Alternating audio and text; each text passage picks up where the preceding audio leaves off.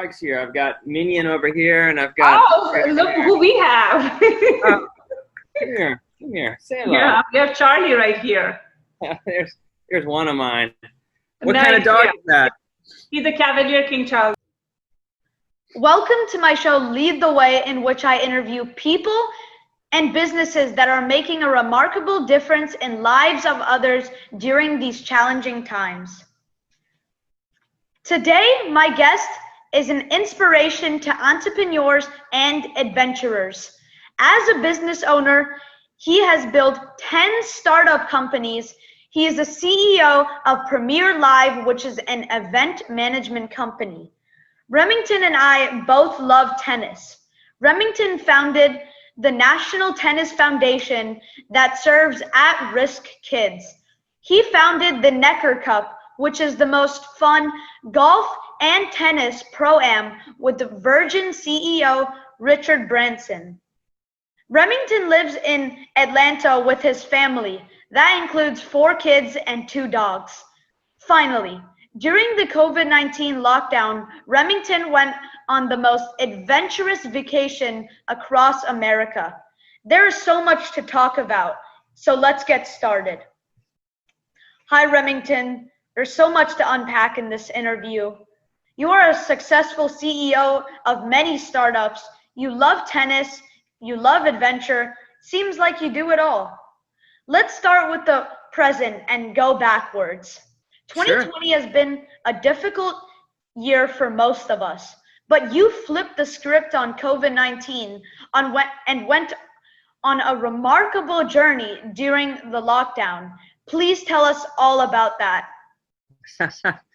Well, it's a pleasure to be with you to begin with, and I've seen you've done a number of great interviews, and I appreciate you inviting me onto your little network that's being built here. So, yeah, I went on an adventure. It lasted about 30 days, and I've never truly traveled America. But I started in Atlanta, and it happened to be on July 4th. It's a great day to start an American journey. And it was with my Jeep. I have a black Jeep. We called the Jeep Buck, and he was a very reliable companion on this trip. And I also had my intern, Federico, who's a college tennis player. And we drove. We didn't really have a lot of plans worked out. It was a spontaneous trip that took us north initially, and we went up to North Carolina, then West Virginia, and then up towards Chicago, and then we went out west towards the Badlands of South Dakota and Montana and Oregon, and then came down the coast and ended up in Moab, and then back through Colorado, and then back over to Atlanta. So it was a great trip, lots of fun. What was your favorite place that you visited during those times?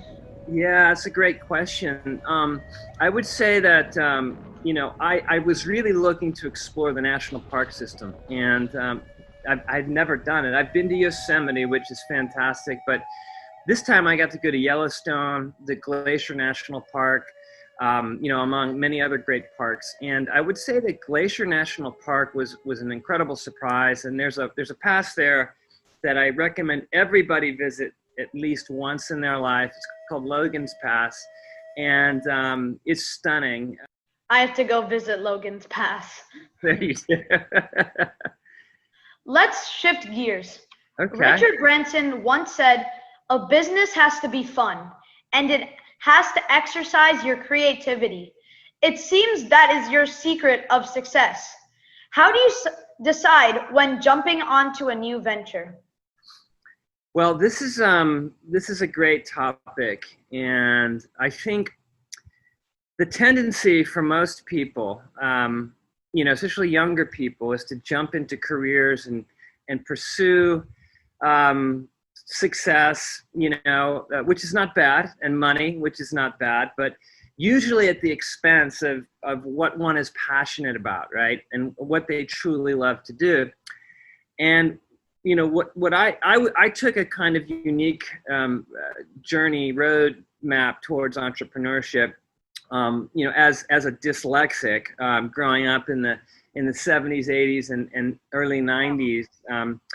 And by default, because I didn't fit into corporate America as well as some of my peers who were better academically and tested better, and it was easier for them to get into the great universities. Even though I eventually graduated from an Ivy League school, it was a long, treacherous journey, and I had to kind of create my own coping mechanisms to overcome my dyslexia that you know, was not diagnosed at the time. But so I, like many people, jumped into a career that really wasn't me, right? And the point I'm trying to make is, which was technology, which, you know, it was not a bad career path, but it really wasn't what I was passionate about. And, you know, so, you know, to answer your question, I really think that one, you know, it depends what you're after, but for me, I consider myself a lifestyle entrepreneur. And that means,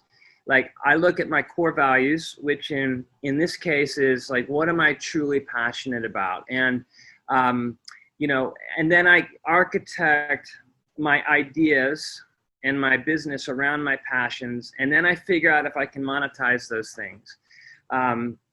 So, you know, that's the recipe for me.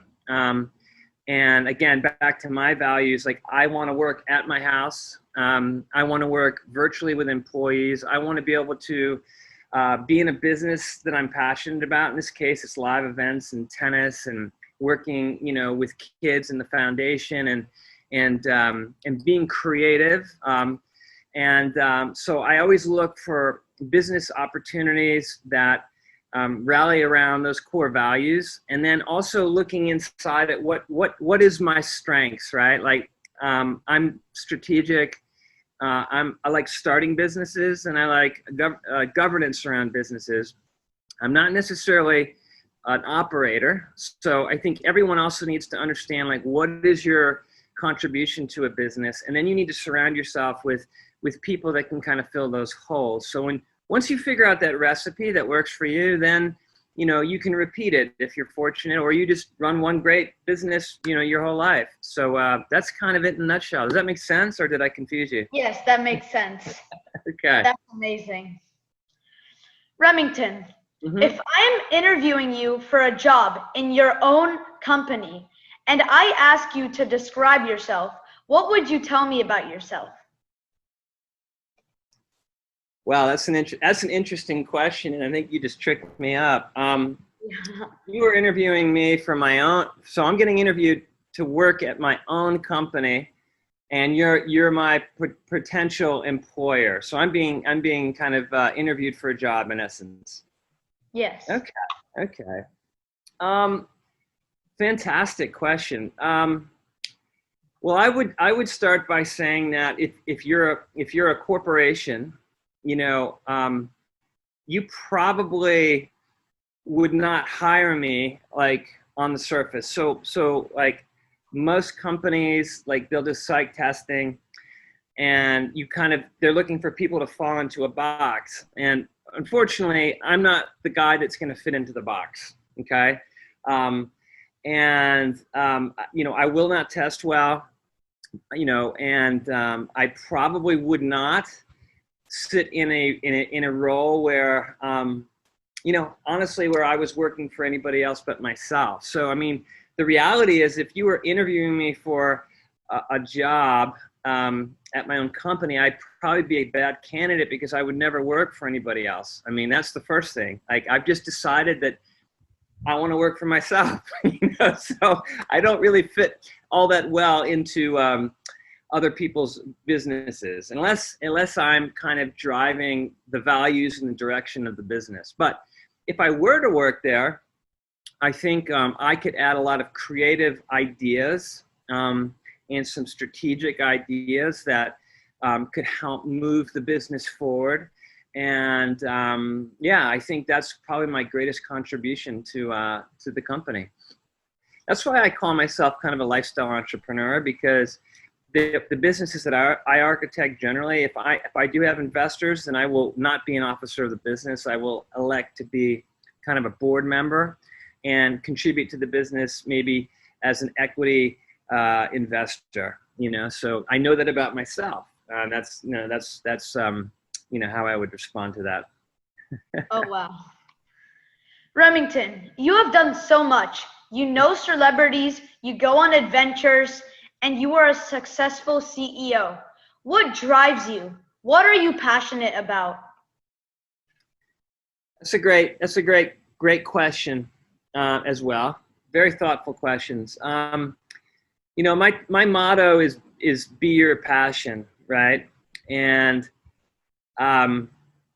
you know, for me, it's really about a couple of things. One is, you know, at the end of the day, I'm a creative, and I'm passionate about creating things, whether it be creating a business or creating music or creating a trip, you know, or you know, creating photography and great, you know. So if the creative process to me is what's most important, and you know, so if I can get up every day and do those things and monetize those things, okay, within the context of you know, a business, even better. But it doesn't have to always monetize. But as long as I'm constantly creating, you know, and then also trying to give back in some way, like helping others along the way. So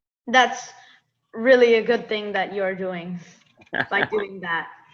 Remington, these days people are stressed and scared. We have protests, we have COVID-19.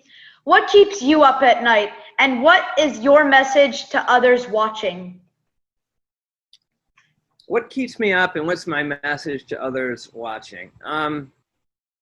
Well, let's save the what keeps you up at night for the second part of it. But my message in these tough times would be that, you know, a lot of people right now are struggling. Either, you know, they're unemployed, or maybe even God forbid, they've gotten sick, or somebody they know's gotten sick, or a family member, or perhaps even have succumbed to COVID, right? Among other things.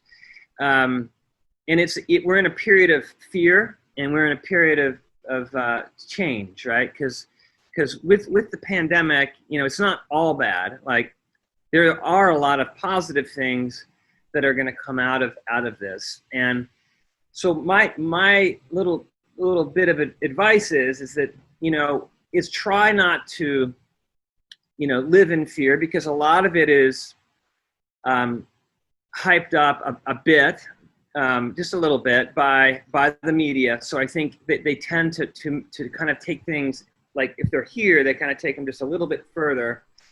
And I think we've kind of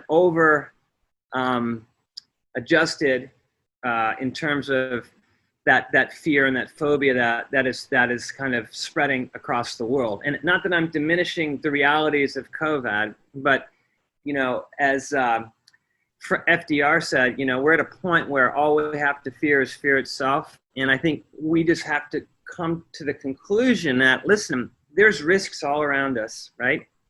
I mean, I can get in a car and I can drive down the highway and get in an accident just as easily as I could, you know, catch COVID and potentially die from it. So the realities are that I can't let the risks and the situation, in essence, kind of hijack my mind and kind of feel, a lot of people are feeling, you know, this fear and becoming negative, and you know, if they lose a job, they don't know how to react to it. So I would encourage them to, when those negative thoughts come in, really look at this as an opportunity, because when one door, you know, closes, another door opens. And if you have the right mindset, you can jump through that door.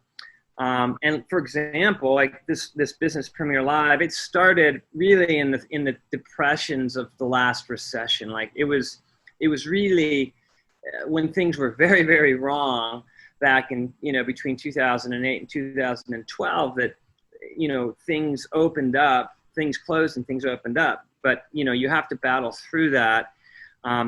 So, and I feel like when change occurs as an entrepreneur, I find that there's more opportunity out there if you're just willing to look for it. And in terms of sleep, I have a little trick. One is I'm a big believer in getting to bed early and then getting up early. And if you think about it, like the least productive time of the day is between really 9 o'clock and midnight. So I've learned over the years, and I wish that I figured this out at a younger age, if I just crawl into bed around 9 and get up around 6, I'm a lot more productive. So that's one, early to bed, early to rise. And then the other thing I've found is when I get up in the middle of the night, I don't necessarily fixate on things. And a lot of people have sleep problems, especially today when there's a lot of stress and anxiety. But what I've learned is how to use podcasts. So I sleep with my earphones on, my Apple, earphones. And I have some incredible podcasts that I listen to. The minute I wake up, I just hit the button and I'll listen for 10 minutes, and it usually puts me back to sleep. But more importantly, when I'm going to bed, I'll educate myself. I use that time from like 9 to 10 to listen and catch up on the news and catch up on ideas and hear other great people, talk about their lives and what's going on, or history. And then the minute I get up in the morning, I get the day's news when I'm sleeping in bed. So those become productive times, and they distract me from keeping me up at night, which would be a bad thing. Well, that's really cool. Remington, I love sports. I love entertainment business, and I love helping others. I can learn a lot from you. Will you be my mentor? Happily will be your mentor. It sounds like you might have a couple already. I mean, let me ask you, how many interviews have you done so far? About like 13, I think. Yes. 13. So let me ask you, before I say yes, what are your ambitions? What would you like to do with your life? Well, I want to keep doing what I'm doing with Lead the Way, and also I want to become a professional tennis player. Oh, great! That's great. Are you so who's your favorite player? Novak Djokovic. Okay, so Novak, we met Novak, and he was the first guy to come on to the Necker Cup back in 2012, and I got to spend a week with him. Super nice guy, and he may come back this year, depending on the schedule. So we're gonna try and rehost the Necker Cup this November 16th, and we'll see. Novak was on our last webcast that we had with Richard and a couple of other top players. Oh, wow. Yeah. Yeah, Novak's my favorite player by a lot. And why? Why do you like Novak? Well, I like the way that how his backhand is and his returns. Yes. And also his mental game. Yeah. Okay.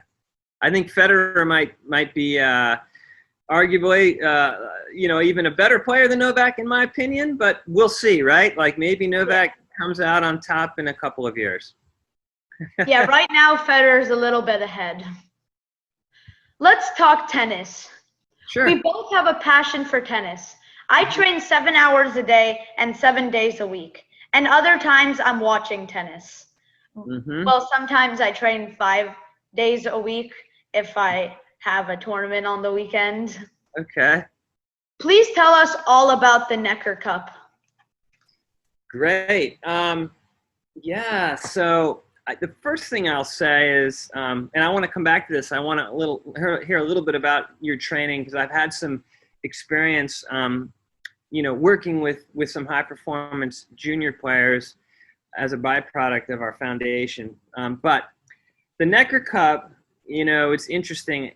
I was traveling in the British Virgin Islands back in 2011 and had a tennis match with a guy that worked for Richard Branson. And we had just sold a very large club here in Atlanta called Racket Club of the South, which was purchased by Lifetime Fitness. So they had, we had a lot of experience running events. We hosted an ATP Tour event there. Oh, wow.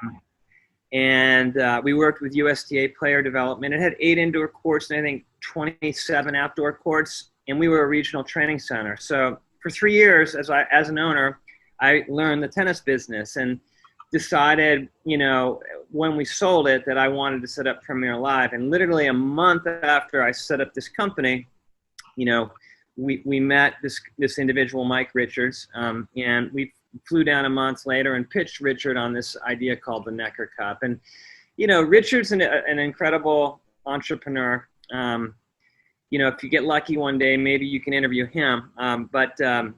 You know, we're going into I think this will be our 9th year, maybe. And we've had pretty much all the greats come to this event. We've had Novak, we've had Rafael Nadal, we've had Martina, we've had Boris Becker. I mean, the list goes on and on. And it's evolved also into, you know, adding golf and music. So we've had incredible musicians and golfers come out as well. But the great thing is we run that as a for-profit business, and we also give a % of the profits back to charity, and then we have an auction on the final night, and we raise money for our foundation, the National Tennis Foundation, and then Richard's foundation, Virgin Unite, and also some of the player charities. And we've raised probably over $4 to $5 million since we started. And it's been great because the foundations that we support and the kids that are part of those foundations are incredible. And as much of a part of this Necker Cup experience, I'd say even more so, is just being a part of the foundations that are involved and the people that run those foundations. Oh, wow. That's super amazing. Yeah. Remington, I was a ball kid in November for the Kevin Anderson charity event. I met and played against Coco Gauff, the Bryan brothers, and Kevin Anderson. Can I be a ball kid at the Necker Cup, or at least come and watch? It's a great question. Yeah, I mean, we can talk about that. But the following year, hopefully the pandemic, we have a vaccine, and then it will go back to its normal size and normal travel parameters, and that would be a better time to explore. So we usually have a lot of the kids from the local BVI chapter of our foundation who play tennis down there, and we bring them all over to the island, and they are the ball kids for our event. So we might be able to slide you in there, you know? Well, that would be great if you can slide me in there. The rapid fire round. I will ask you quick questions, and you have to give quick answers. Okay. Name 3 celebrities that inspired you and why. Richard Branson, because he's just incredible with people, and he's got a great outlook, whether it be in good times or bad times. I think let's go with Rafael Nadal. I just think he's got an incredible work ethic on the court, and you know, he cares about you know, other people, and is passionate about his foundation. And Ron, well, I wouldn't say it's celebrity, but he's quietly becoming one, is Ryan Wolfington, an incredible human being who runs the Inspiring Children's Foundation, and he just an incredible human being, and walks the walk and really changes people's lives in the most positive way. Yeah. What are your 3 things on your bucket list? Oh, wow. I love to record a full album, you know, of music. So that's one thing. I love to write a book. And I love to grow a family business, which I'm just starting to do. Those are 3 things. Well, maybe when I grow up, I can do a family business too. Maybe you do that and more, you know. You're off to a good start. Well, you got to see as you go along. Yeah. What are your favorite 3 places that you visited this summer? Okay. So obviously you've got Logan's Pass and Glacier National Park. I would say Slick Rock, in Moab, where we took my Jeep off-road, which was fantastic. And, I did that too once in Moab. I took a Jeep off-roading. Oh, that's so much fun. Yeah. And then I really enjoyed the Badlands on my bike and Death Valley. It's 4. But Death Valley and the Badlands, descending on my bike, okay, in both of those incredible parks, and there was nobody there. I mean, if you go back on my Facebook page, you'll see some videos of those 2 bikes. That was pretty magical. I have to go check out all those places then. Who are your 3 favorite CEOs and why? Well, I like Richard Branson just because he's got such a unique outlook on life, and I just have shared values with him. I think I like Steve Jobs and Steve Wozniak just because I think they just for their relentless pursuit of creating incredible products, right? That have transformed the world. And let's see, who else do I like? Let's see. Oh, I like the CEO of Patagonia.